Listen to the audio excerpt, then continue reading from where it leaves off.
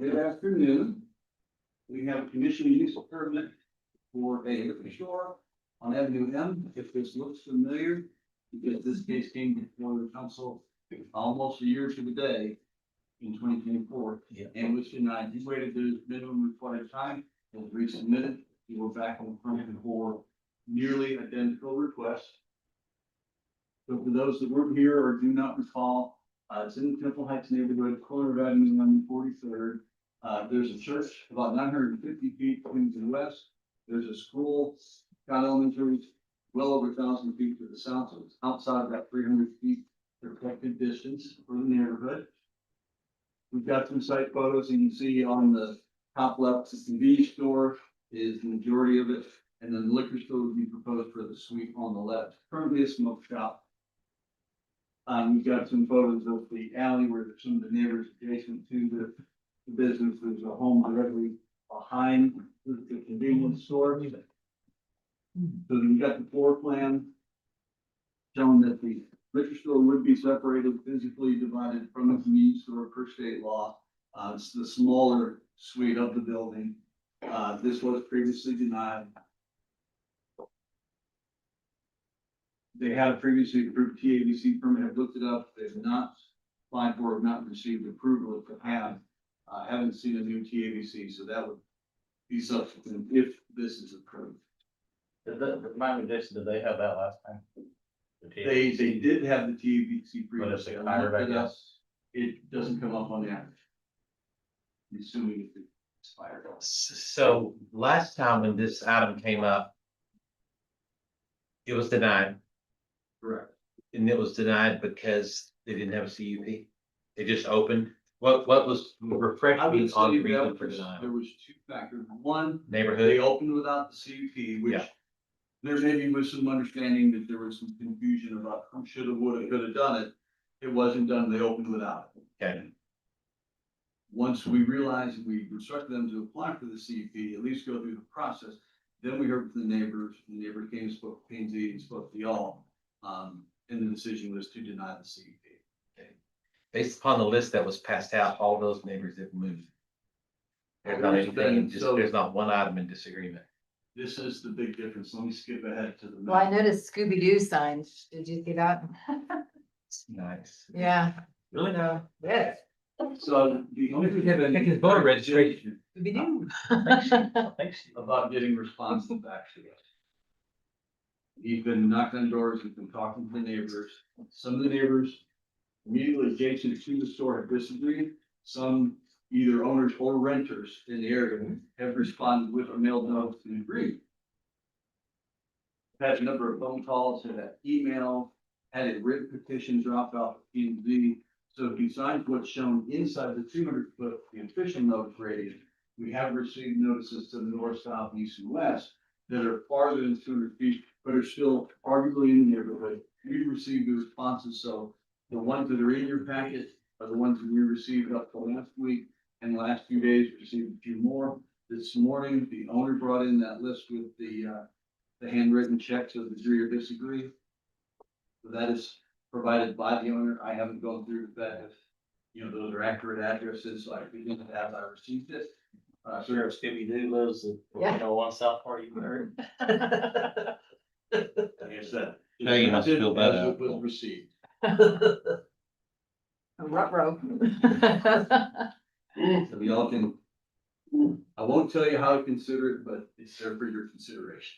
But all of the Ds I get came in since we got our stuff, I guess, are these. Yeah, there's a mix. The couple of the Ds came in during the P and Z. Similar. So there's a number of responses that were already in your packet. Those are just ones. Oh, these are we've extras. received since the packet went out. So I think that That's pretty good shape. between last year and this year, the bigger difference is the bigger number of responses. The one thing that came up last year, we got a little bit more detail. Staff's reason for recommending disapproval is the conflicts with the neighborhood plan. When it came in last year, the neighbors came in, raised our attention that, look, there's that crime. They attributed it to the location of the store, whether it's the liquor store or the convenience store, didn't differentiate, but they tied it to it. So we looked at what the neighborhood plan said, the primary concern and service, public safety. And there was some data that was provided at that time, have gone back to our crime analyst, Christine Sheldon provided a pilot numbers for me. So in the last, so this is the updated data from what was in the 22-23 neighborhood plan. This is from the most recent 3 years. And that's within, we did a 300-foot radius around that address. And those were the incidents that came up. There was a few others, there was 21 total offenses, but of the ones that would raise my concern is burglary, the theft, public intoxication, possession of controlled substances. That would raise my level of concern. That would be a issue I would want to address. So in terms of, does the crime data align with meeting that goal of public safety? I would say no, we would want to see a lower rate of crime to say that we've achieved that goal of public safety. So that's what's informed staff decision to recommend disapproval. So since the convenience store's been there, it's, the crime is higher than it was, is that what you're saying? It's about the same. The previous map, some of these, it shifted. It's above average. If you look at the whole area around that convenience store, it was above average before it remains above. So it's above average, but not, Right. maybe or maybe not having.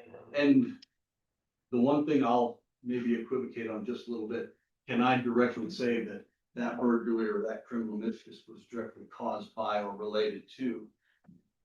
I don't think I can say that, but, correlation does not always equal causation. But in terms of property owners' concerns that they've claimed that there is vandalism, there's been theft, we've had people climbing into our backyards. That does line up with what the data shows. How long was that convenience store open, the liquor store open before illegally? I think about 4 months maybe. So we do have an example of, what, if this was approved, what patterns would we see? What we heard from the neighbors, what they saw during the time that it was. When you talk about patterns, think about a smoke store versus a liquor store. Is there any way to judge which would be more likely to increase criminal activity? They're pretty sure, Don't know, I might Yes. might look at our police officers. I'm in relation to it. It's pertaining to, what's sold at the stores. We see various enterprises. Liquor store and, seems like we're more of a business area. There's no issues with there. All depends on the product, depends on the licensing, all depends on the environment. I'm not aware of any corollary studies that would show. And then what your response, thank you, doesn't surprise me. So, Kathy, I did speak with, Fahim. He came to the lumberyard and visited with me, so I think I was supposed to tell you that we did have that conversation. And, he felt like staff may have been pushing one direction or the other, and they weren't giving the benefit of the doubt, just like the basics of what was going on. So, I know I'm not saying this very well, but, he felt like maybe, just in the way it was presented, that maybe P and Z wasn't getting a full picture of what was going on. So, this is different than what P and Z Provide saw. more detail on the crime Okay. data. Sure. He emailed me, I was out on that vacation that week, so when I came back, there was an email saying exactly what you said. That it was, they were trying to paint us as cause of the crime. And in fact, his email said, there's been no crime. This contradicts his claim. Yeah. Right. In fact, two of the calls were for this address. And one of them was, it was on the same address, but it was just their welfare check for someone that was not doing well. Okay. So, Go ahead. so my concern is when we say it doesn't match our neighborhood plans. So in our neighborhood plans, we don't say what kind of stores we can have. we just say retail. And we say housing. So we don't pick and choose to say, okay, we can put one liquor store so many miles away from each other. It's just retail. We don't say. So how do you say that that does not fit your neighborhood? Because that Avenue M is all pretty much business. Right. And it does not conflict with comp plan. In terms of, does a retail site make sense at the corner of two thoroughfares? Yes. And that's what he's got. But the code requires him to come for the CUP for the liquor store. So a retail store on its face doesn't cause the conflict. But when the CUP, we get a little bit more scrutiny, and staff's judgment is, we're not in support of it. You mentioned, the distance, and this was a question that came from one of our P and Z commissioners, so it's got an extra slide. He asked, well, where are other liquor stores, in relation? So these are all the approved liquor stores with yellow areas. He's shown on the flag in the middle. So it's centrally located. If folks wanted to go to the liquor store, they'd have to travel out of the neighborhood. So that crime data you showed, that was during the period that the liquor store was not open, correct? Is that, or some of it was? The original map that was with the P and Z presentation was before the liquor store was open. The map that I've got now is while it was open. The one that He you was showed? open in 2024, and that data covers from 23 to 25. And this is the same owner that had the one on MLK and No. MLB, is it not? No. Different one? It doesn't ring any bells. The first one ever. So, East Action, you're thinking of, but it Oh, was. yeah, that guy. It was over. It was Deep, MLK and about Central, and Central. Right, the one that was at the corner of Central and MLK. Yes. He was the one that moved to East Ave. Right. So this is Yeah. different. I think, Mike, those two may have kind of come up at the same time. There Yeah, were three, yeah. we were talking about that earlier, there were three Okay. at the same All time, right. and that one guy he knew he was, Well, shouldn't I was- be doing anything. I was on P and Z when he did the exact same thing at that location, opened it without it, and then tried to claim he didn't know he was supposed to. That's Yeah. not this. That's not this. Yeah. one. Okay. So would you mind going back I to didn't that? think so originally, but then it sounded so familiar. It all happened at the same time when the original request, there were 3 liquor stores in fairly close proximity. Some of them may have been on the same agenda, to be honest with you. They were Yeah. that close together. That's why it's mixing in my brain. That was one, yeah, that was the one that he was attempting to relocate or had opened without a CUP. That was, Um, that was on East Adams that he was trying to Yes, open, yes, or he sir. did open. Yeah. or- And then this one, and then there was one over in the Marketplace Shopping Center where HEB is. That one had not quite opened, but they were, I think we flagged it in like I can't remember exactly, but it hadn't quite gotten open, but they were almost, they weren't aware. My understanding with this applicant was they also weren't aware, they weren't, actively looking to avoid getting the correct permitting or zoning in place, but that third one, there were, there was correspondence that would have plus your previous experience, but it was, that one was definitely someone who knew what they needed Yeah, to do. I was getting mixed up, so that. When this one was denied, it was the same agenda as the one next to HEB that was approved. The difference being the proximity to nearby homes. The HEB, there's no residential. It's a full commercial site, whereas this is located in the neighborhood. Those two were on the same agenda, and the East Adams was, I think, 2 meetings prior to that, but yeah, it was a couple months of nothing but liquor stores for Mr. Deck. So I'm caught up with you, which one? from 22 to 25 is what that he showed, right? Yes, sir. Total of 21 violations or offenses, whatever we're gonna call Yeah, them. and the violations are in the circle. So we wanted specifically, we didn't want to. But not necessarily but not necessarily while the liquor store portion was open. Right? Possibly didn't go into that level of detail Right. to date each incident. I, this analysis is over and above what we normally do whenever we make a CUP approval. Correct. And I don't necessarily, I'm not trying to influence council members on the way that they should vote. But I will say that this analysis is over and above what we've ever done related to crime that you can't tie directly to that liquor store or that convenience store. Every bit of it could be circumstantial, right? We have a frequent,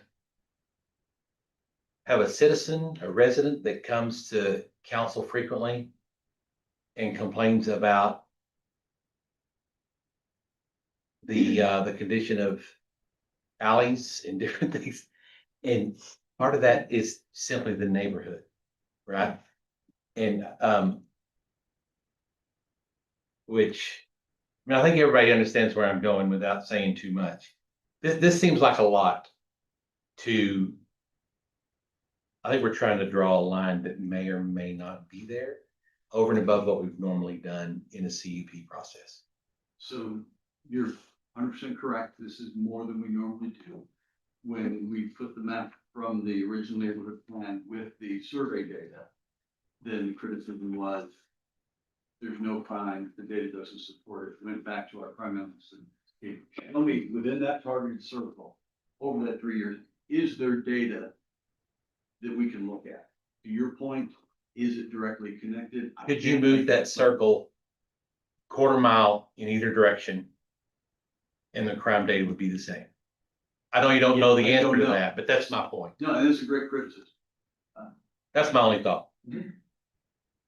Yeah, this is the first time we've done it. It was in response to, you're not The neighborhood. providing me the numbers, well, there are numbers. How you want to interpret the numbers.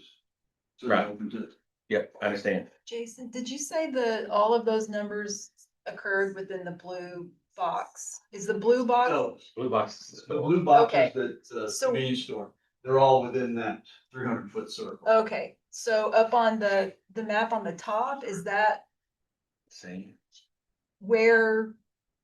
I see the blue box, so is it Mhm. the orange square that it's in? Is that 300 or is that? Yeah, is that it's gonna or take lens? in Okay. these 4 or 5 squares around the area.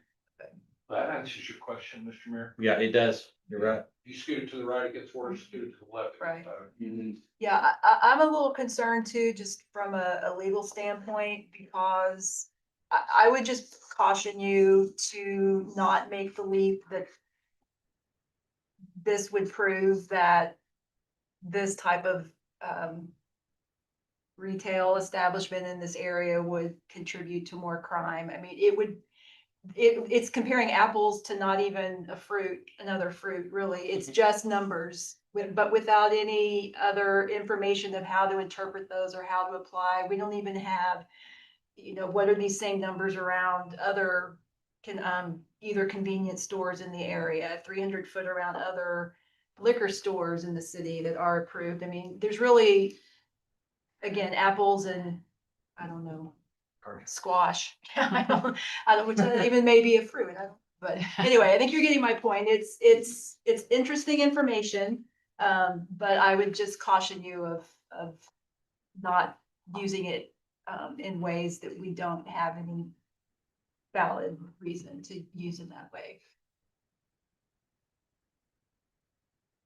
And it's not a bad idea to consider this going forward, but I think we need to have a discussion about how to present this data in a way that is consistent and that's fair and that shows, an accurate picture.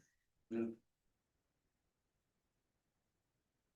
And also the other thing that I would be curious to know, I mean, you're looking at numbers of offenses, but I would be curious to know how many incidents, because often several charges can arise out of one incident. And I think that's also important too. Do you have 5 separate incidents with one charge at each one, or was it one incident and 5 charges? So that also I think is important to know. So just things I think that good information going forward, if we can kind of tweak what information we're getting and how we're using it, I think would be very helpful going forward. But this list with no disagreements balances out that. Well, they probably asked, are you in favor or not? If they said no, go no. Yeah. Yeah. Okay, all right, very good. I think the point's been, what else? What's next? That's it. If you have, Well, do we want to go to, I'm sorry. Yeah. Do we want to go to traffic analysis or anything like that? this isn't. Not really relevant. Got it if there's a question. Really, it's not. Okay, Not as relevant as in other zones. Got it. We do have a list of conditions. Tom Avenue, right? Fairly busy street. Yep. Go ahead, I'm sorry. If y'all choose to approve, we do have conditions that apply to the ordinance. That's just typical for. Yeah, there's nothing specific or different about this one. Are the store hours 10 to 9 now, or is that? They were when they were open the first time. That's in state laws. That's just reinforces that. So this, every liquor store in town has that. We've started including that just because there have been questions, well, what time do they close? What time, are they open on Christmas Eve?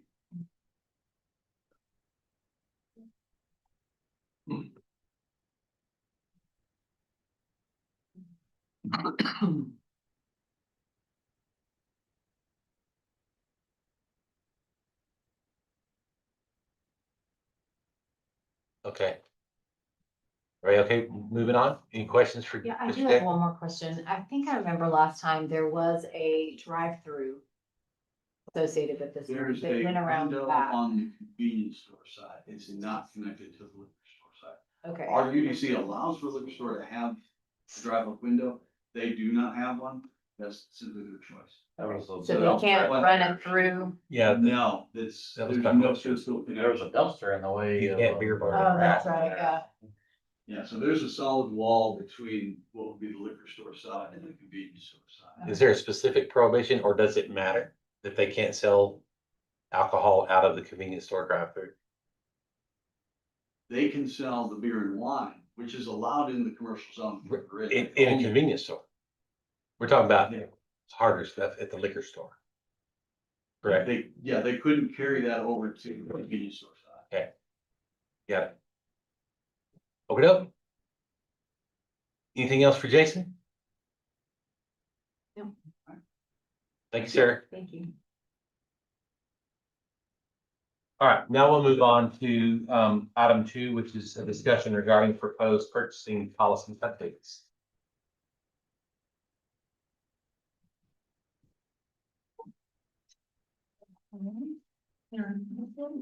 Yeah. What we want to bring to you today is a consideration in the last legislative session, the Senate bill passed 1173, which basically increased from 50,000 to 100,000, the competitive bidding threshold. So we are currently at still 50,000. This law went into effect on September 1st, but our current adoption and resolution policy of council is that we just don't follow what the law says. We have stricter rules that you establish, so we're at the 50,000 still. So look at this kind of with some background. In 2007, bid increase, or the bidding threshold actually increased then from 25,000 up to 50,000. And at that time, we had the same policy adoption, 25,000. 2000, and it increased 50, but it took us 12 years, City of Temple, to really get comfortable with raising it up to the 50,000. But we did do that in 2019. And it cut the consent agenda I can't remember what it did. way back, yeah. So then the laws changed, where we have the ability now to increase that to 100,000 or somewhere in between if you wanted to. So that happened on September 1st. And we are actually proposing as staff to make an increase, to make things a little bit more efficient. And comparing that a little bit to inflation, something that costs, and this is just a general inflation factor, because if I compare this to building trades and stuff, I think inflation is a lot more than this, and I probably should have done a deeper dive, but back in 2007, something that cost 50,000, 2019, it would have cost 61,651, and today it would cost 78,000. So it kind of depends on what you're looking at, but I really think inflation, especially in my world, what I deal with a lot, is a lot higher. Hey, go back. You want to me that, to go please. back? I can actually Good. send you this. Nah, I won't look at it then either. I just put it on my phone, makes me feel bad. So looking at kind of what the mayor brought up is how it cut the agenda and so forth. When we, and looking at history, what this would change, if we make this change to 100,000, basically what we see is it doing, it would reduce items by 34%. So purchases less in fiscal year 25, purchases less than $100,000, 111 of those would go away. If we went back and this was adopted October 1st, 2020, that would go away. Looking at the same back into 2024, go down 29%, and then it just go down 26%, just looking at these fiscal years, okay? The latest fiscal year, you would have been reduced by 111,000 agenda items that you wouldn't necessarily had to see. Well, when does this also go for change orders on existing contracts? It does not, I'm gonna point that out. Dang it. That's where it's a problem. It does, but I think it's gonna change, but I think it's gonna take the next legislative section. I think it was just an oversight. Everybody, we've been going after this for so long in the purchasing world to get an increase to finally happen, but then we didn't consider, I guess, the whole package and getting it adopted. That's, I know for, like in my business, we're on a job waiting and sometimes we have to gamble that council's gonna approve it and That is move correct. forward. And that's, Yeah, would help a lot more with change orders than. actual Agreed. hotels. agree totally.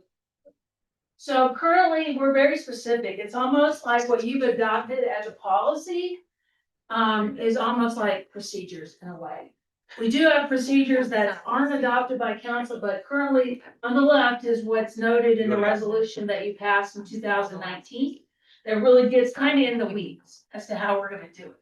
What we're recommending is that we were asked if you would consider adopting a resolution basically referencing applicable law. So if the local government, if the legislature changes law to up to 100,000, we just automatically go and do that. Of course, we would let you know about that change, but we would just comply with the local government. Is what we're asking, and well, asking you to consider. It would give authority to implement procedures by the Director of Finance, by the Director of General Services, which is my position. Council would approve purchases at the formal bidding threshold. So again, this is all it's doing is changing the competitive bidding threshold, and then again, what we would encourage you or to consider is that the council threshold for approval would be the same. Then delegation of authority for purchases less than the formal bidding threshold. Emergency purchases, of course, always still apply. Things will happen and we've just got to be reactive. If something's over 100, we get it done within the next 30 days. We bring it back to you for approval. Delegation of authority for alternative delivery methods, which is currently in what you've adopted as a policy. Land has some decisions to be made on that, and we've got a slide coming up to talk about that. Leases, change orders, which I'm gonna get to, and then just still, it would allow for us to use cooperative contracts, which we currently do, so none of that really changes. But in what Councilman Pilkington has already brought up, change orders, there's no current change to that. So what the law currently says is the governing body may approve change orders. And if a change order involves a decrease or an increase of $50,000 or less, the governing bodies may delegate authority to the administrative official. So it's still at the 50,000 mark. And we really, from what I understand, unless Kathy disagrees, but you really don't have the ability to delegate that authority between 50 and 100. Sorry. Why for a decrease? It's just, I'm not sure why, but that is the way the law is written. Is that something we can put on our legislative thing next Sure. session? I don't think it's gonna be difficult to get that one passed. Actually, what normally happens is the work gets done and then the contracts are pretty much not getting paid. It's not your fault, but. Yeah, it does happen. So basically what we're recommending currently, your policy, the resolution that you adopted in 2019 is a little over 4 pages long.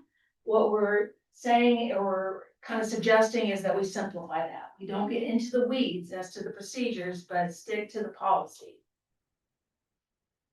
So considerations of the policy changes, positively, we think will make us administratively more efficient, less red tape, faster procurement. It really will have an impact on that. Cost savings on low value purchases, reduced transaction costs, reduced use of staff resources, and so forth. Flexibility, more agile decision-making, encourages local and small vendors without complexity of formal bids. This does have an impact, I really do believe, because our local contractors and vendors aren't as savvy as some of the big ones that you might get a higher price from. Just modernization, keeping up with the inflation, perception of reduced control and transparency. So could be a negative. That basically there could be the perception like, oh, you're giving up control, you don't want to see this. So there could be that perception that we're not being transparent. But really don't, I think our controls will be in place to make sure that we do have good controls over purchasing. And there is a minor risk, I guess, of higher costs because what we're, if indeed we don't have to go out for competitive bids between 50 and 100,000, I mean, maybe the 3 bids that we get internally through quotes, we don't pick the right one, and maybe it could. So there is potentially that risk, but.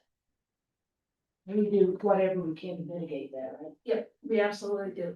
So with that, I want to stop and just get your thoughts, and possibly direction or head nods or whatever, if this is something you're interested in considering, and if so, we will come back with a resolution at the next meeting, adopting it with the plan being that we still have some work to do on procedures, so we wouldn't roll out this change until January 1st, is what our plan would be to roll it out. I have one question. The 50 to 100, I understand, but I may or not have heard that correctly, but if the legislature next session, for instance, says, okay, we're going from 100 to 150, the way our resolution will be written, we automatically follow state law? That is correct. Okay. It would give us yes, we would do that, but we would make you aware that it would. Yeah. I really do not anticipate, it was very hard. Yeah. They have fought, I don't want to say fought, but lobbied for this for several years. And finally, we got a hold on doing it. So it was not a simple law to get. Whenever you say they have lobbied, who has lobbied to? Well, I know we're involved in the Texas Association of Public Purchasers and stuff, so that was one group that does it. The school district has their, kind of, but But obviously not the legislature. Not the legislators. no. Yeah. No. It's getting in touch with our legislature and getting attention to it is what these different associations and so forth did to try to get a change increase, to make things more efficient. As a purchasing professional, do you see, in your opinion, do you see this being an issue anywhere? I mean, I'm thinking about the minor risk of higher costs, things like that and I also understand less red tape, and I'm sure you're all for that. But do you see any weaknesses that could possibly come to light if this were adopted? Is it all good? I don't, based on the procedures that we'll have in place for the different levels and so forth. There's Okay. gonna be oversight in this, and Yeah. still between 50 and 100,000. Our recommendation is that there will be not just the department getting those quotes, but the procedure will say you will contact purchasing and we will work with you. Okay. And we're trained and to basically question and make sure we're getting the best value possible for. So there's still some, question. yeah, there's still some internal check Yes. limits that, yeah, Absolutely. we're not just gonna say, oh, it's less than 100 grand, send it to No. the council. There are definitely procedures. All of a sudden, everything's $99,000. Just like it's been. For $9.99. $9.99. Here's your pencil. Yes. So yes, I saw head nods from several, so if you're good with it, then that's what we'll proceed with. I would say, I think what they just said, actually, sometimes I think the contractor may really wanna be, right now, wanna be 55, but if they can push it below, it actually may save the city a little bit of money. Being able to do that. Correct. Just keep it moving, keep the project going.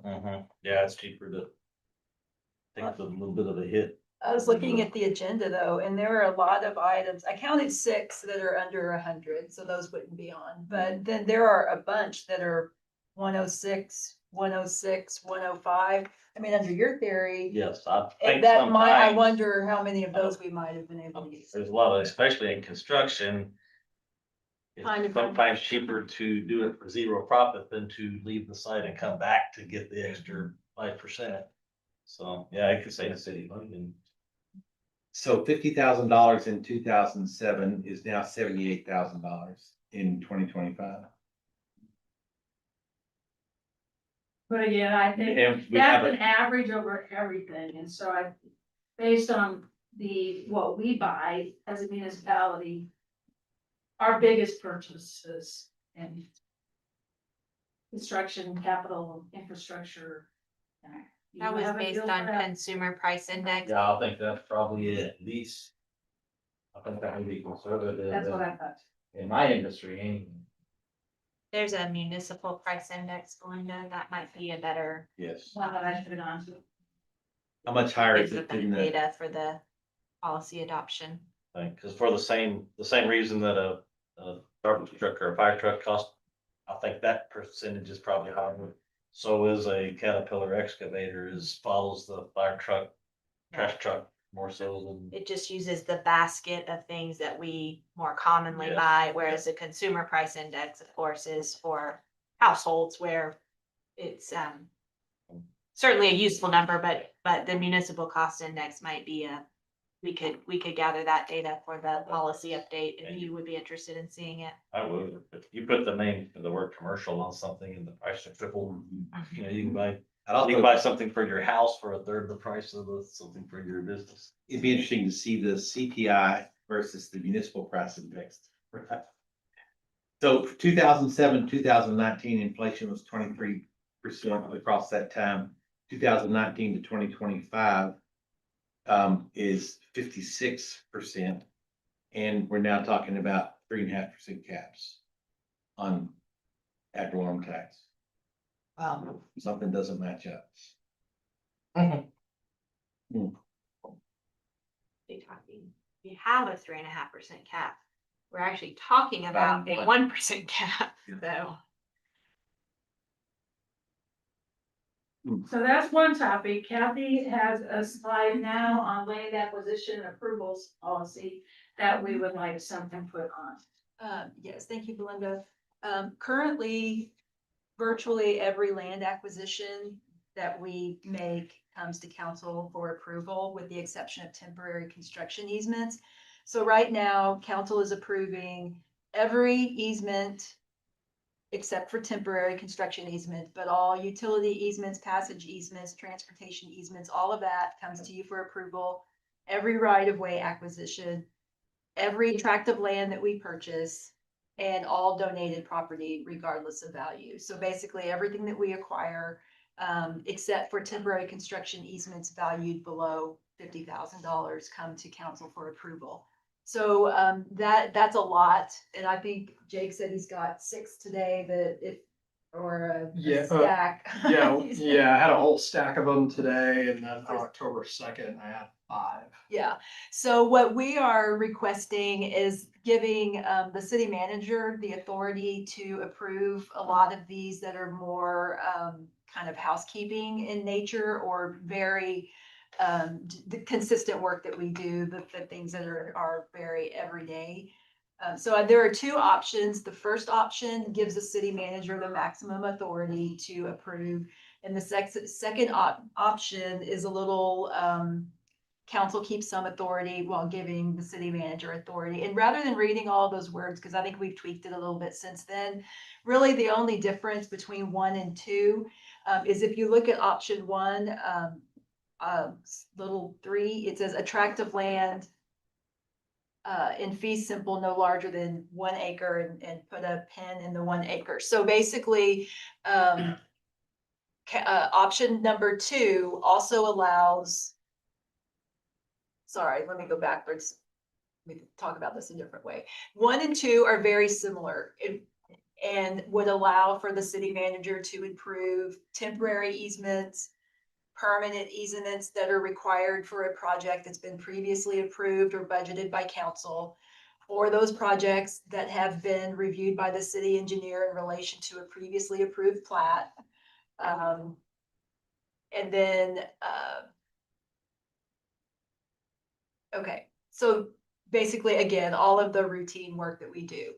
And option 1 and 2, though they're in different words, they cover those same things. But what option number 1 would also give is the city manager the authority to approve the acquisition of tracts of land in fee simple. And what we've written there is just no larger than 1 acre, but that can be any amount that or any size that the council is comfortable with. And what that would allow is the city manager to approve right-of-way acquisitions. So those would be the fee simple tracts.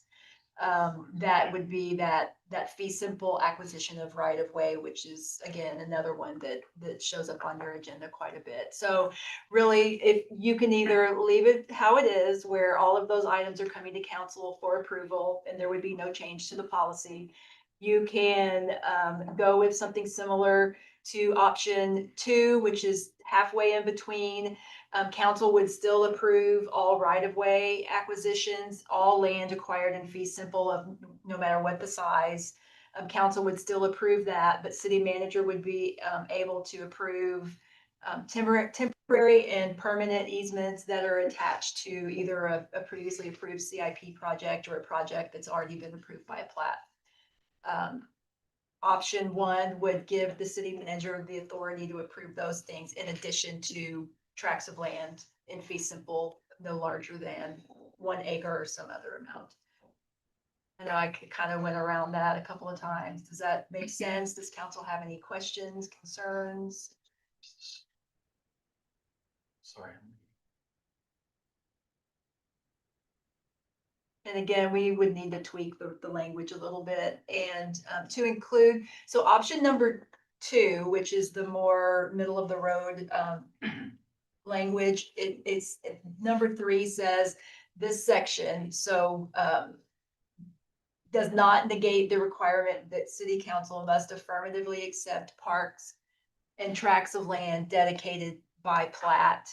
And the point of that is that we don't want developers, builders, property owners dedicating land to the city that's going to end up being a maintenance requirement or some other sort of requirement, mowing, drainage easements, all of those sorts of property interests without our ability to say yes or no. And that happens frequently. Yes, it can. It can. Absolutely is. Yeah, and that's a process that we're working through too. So again, that language is subject to change. And that would also still stay in option 1. So just the language would change. It would be clarified in option 1. I just didn't want you to think that if you adopt, the city manager option in number 1, that it wasn't making sure that we still kept that authority and that protection of ourselves. It will be there as well. It's just implied, but I would want to write it out a little. So I would suggest option number 1, if you're comfortable with that. I think that would give the maximum, flexibility. And it's not a requirement. It says city manager may approve. It doesn't say shall, because if at any point there's one that seems a little out of the ordinary or a little bit different, that is something we would bring back to council, definitely. Comfortable with that. Good. Okay, great. Thank you. Policy then, I refer to local preference policy.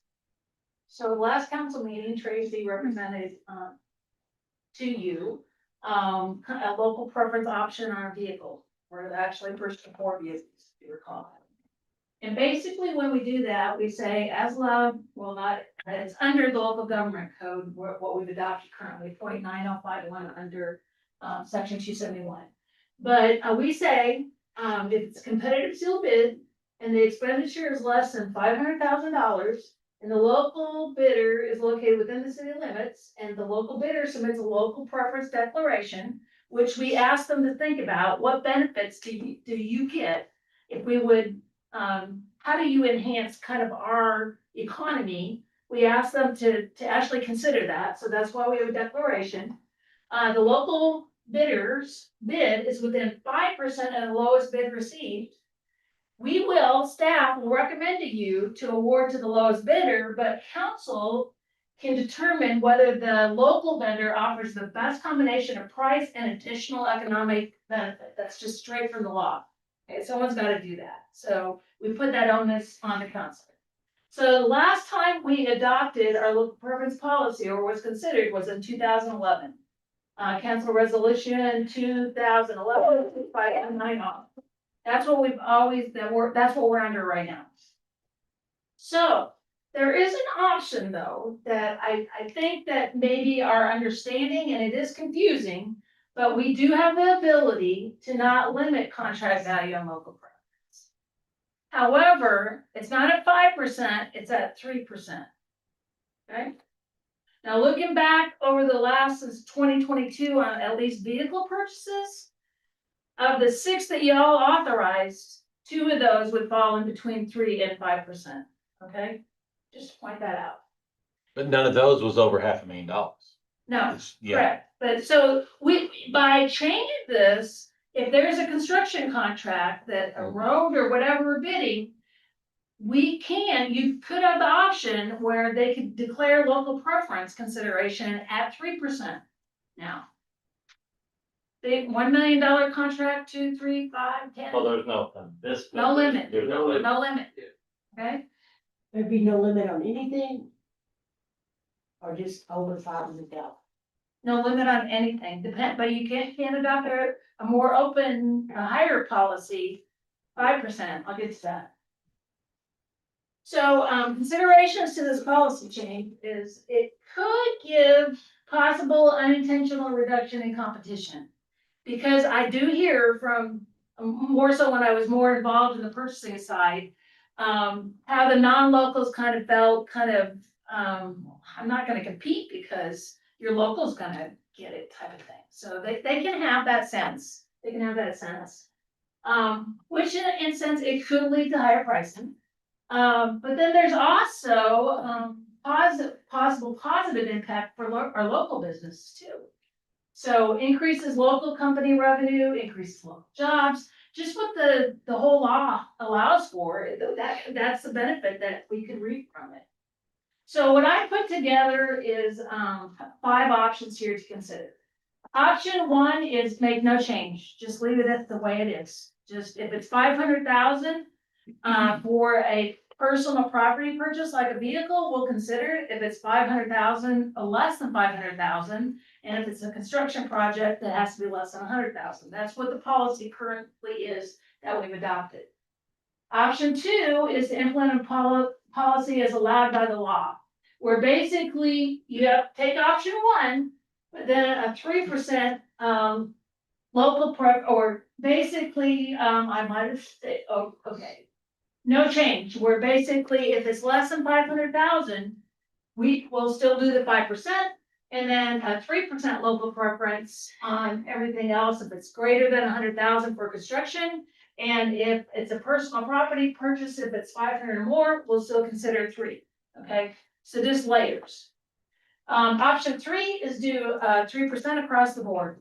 Instead of making it confusing as to is it 3, is it 5, what is it?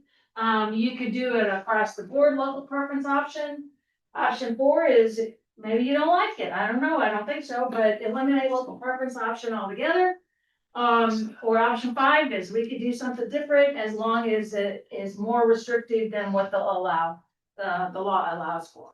So this is, wanted to present this to you as for consideration. Another question.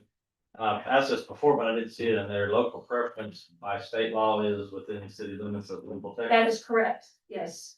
And the way we look at it, you need to have a storefront, a business within the incorporated city limits of the city of Temple. Basically, you're paying ad valorem taxes. Or if you're leasing a building, then your landlord is, I guess. And this, most of y'all know this would affect me, because my office is in Belton, but that aside, I remember several years ago on the,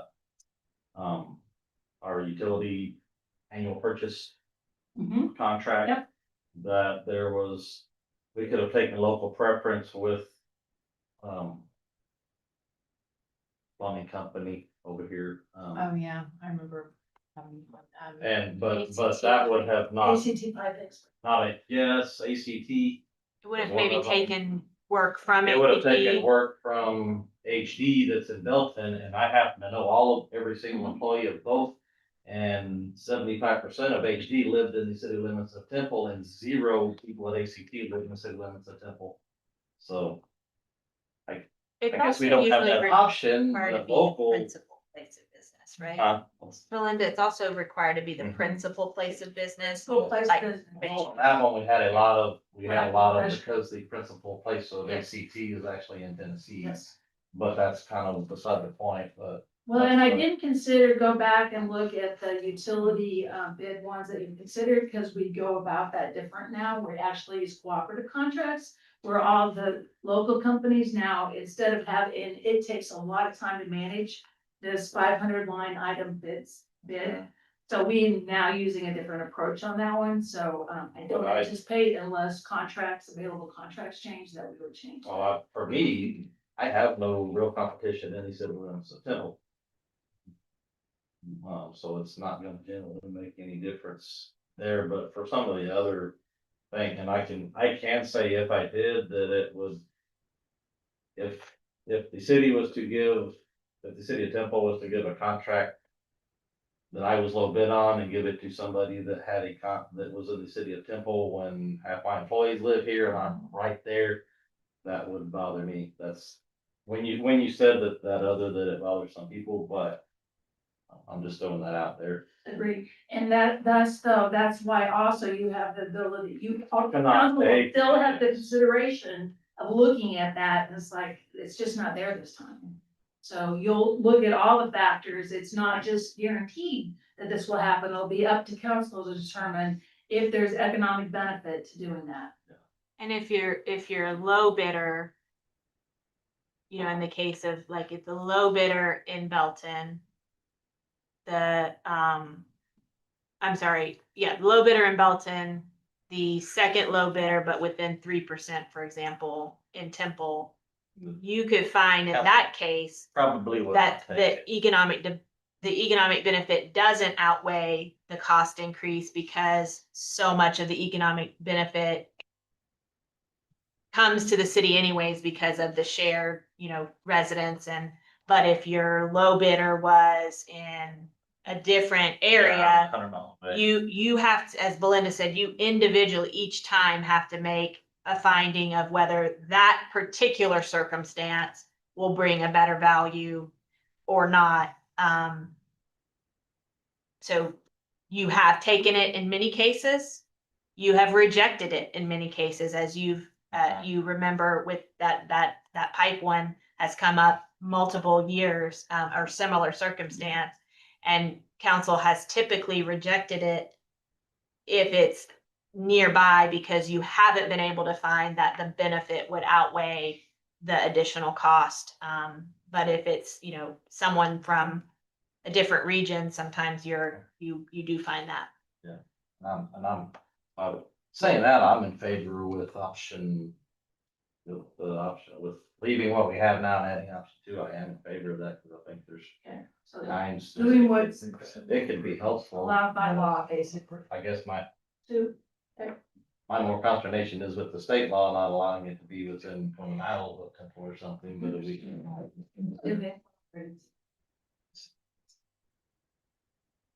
So I'm hearing option 2 is not to have.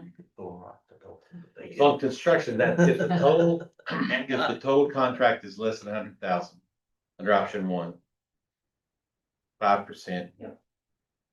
And 3% under option 2.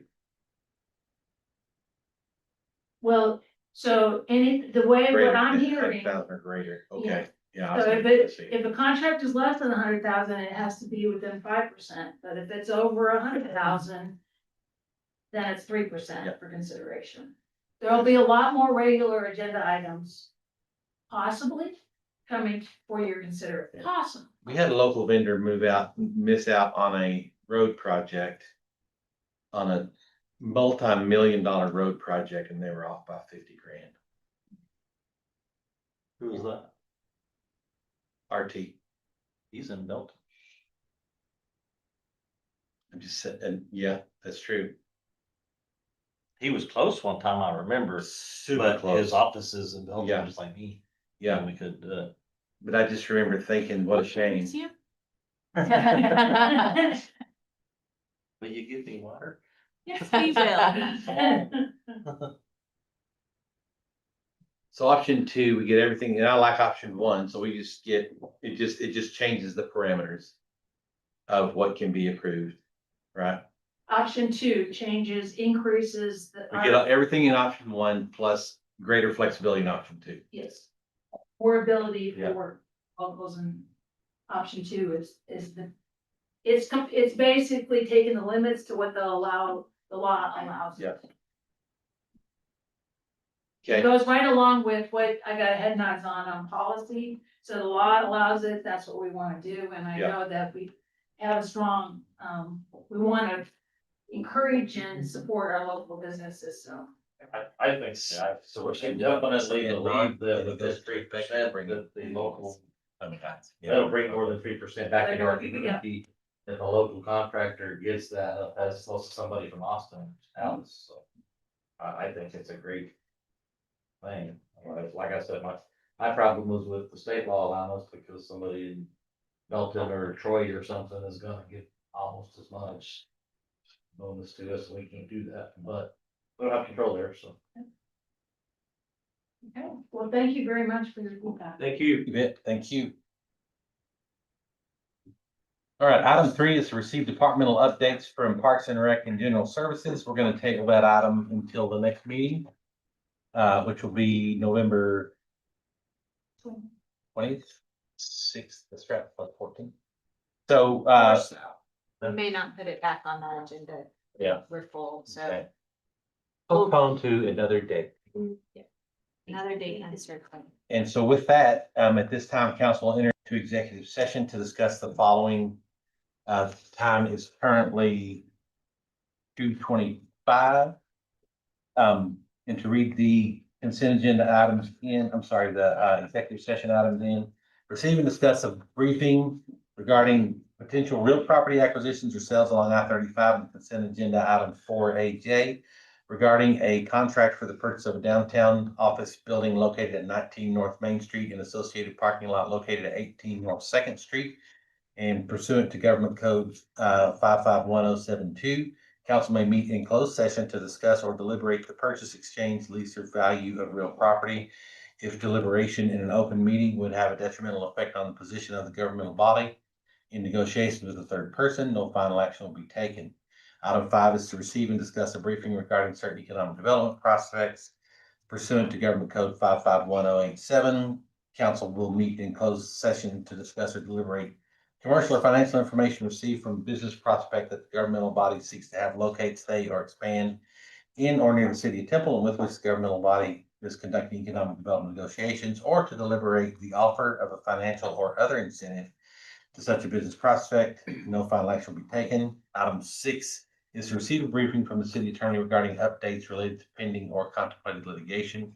Pursuant to Government Code 551071, council will enter into executive session to seek the advice of its attorney on pending contemplated litigation or a settlement offer regarding a claim, and will conduct a private consultation with its attorney on a matter in which the duty of the attorney to this council under the Texas Disciplinary Rules of Professional Conduct, State Bar of Texas, clearly conflicts with Texas Local Government Code, Chapter 551.